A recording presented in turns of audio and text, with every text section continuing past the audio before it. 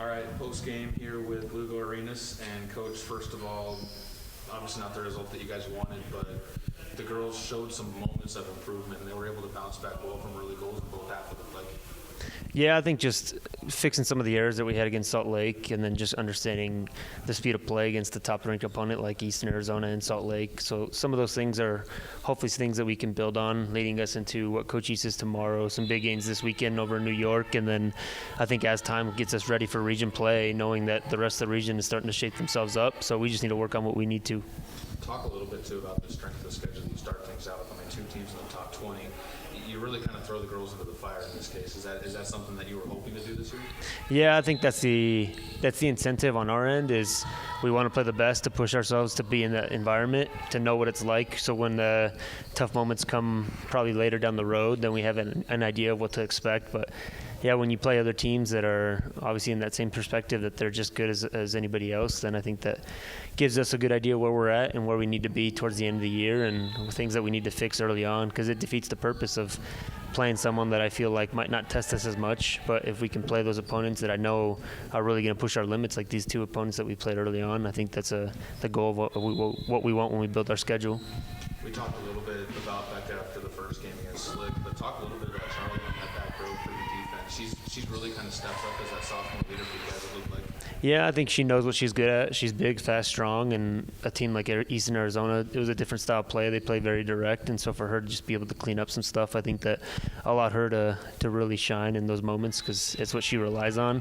But she does. She kind of just takes up some leadership and some experience from last year, learning from the sophomores that she had to work with, and now she's in that same role, learning and teaching the others in some of these environments that really push their limits, and so I think she's done a great job in the back. The physicality is something that this team is kind of still working into it, matching kind of that physical play of other teams.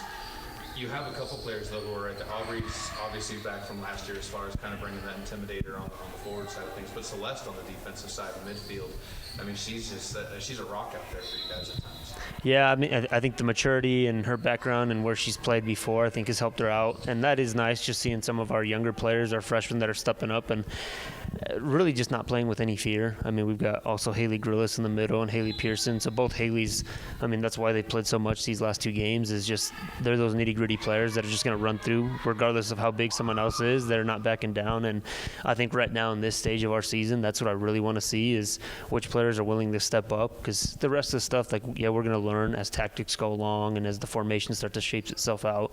If you want to earn playing time early on, it's how hard are you going to work, and is that fear going to set aside and you're just going to run through and sacrifice your body for the team? I think those are the little things right now that they're uncoachable, but it's just that inner feeling that I can step up for our team whenever they need me. 2 more for you, Coach. The first one, set pieces. Look, are those ahead of where you expected them to be? Some of your best looks so far this season have come off of either corners or free kicks on your side of the field. Is that something that's a strength for this team right now? Yeah, in my mind, it's something that we should really take advantage of for how well we do in the air and the size that we have across the back line, sending some of our taller players up. But even just the services that we bring in, I think we have the right group of players that, regardless who's on the field, can deliver a good service. But yeah, we just have yet to take advantage of those. I think that is one of our biggest initiatives right now. Is we've had chances and a lot of them from set pieces, but we just can't take advantage of it. Coach East tomorrow. What do you guys? What's kind of the look to? What are you expecting tomorrow? It's a short turnaround, so not a whole lot of time to necessarily break down film and go into that. But what do you look for in that game? I think the way that this one ended, with about 7 minutes left, and the mindset of we're still in this, we still have more to play, and then it just kind of getting called short just because of the weather. So it's something out of their hands. I hope they use it as fuel for the next day.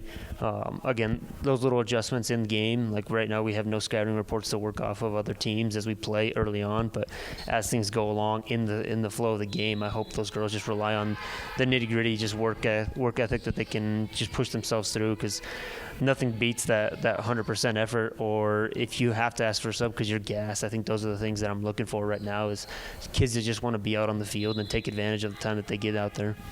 Coach, thanks so much for the time. And as always.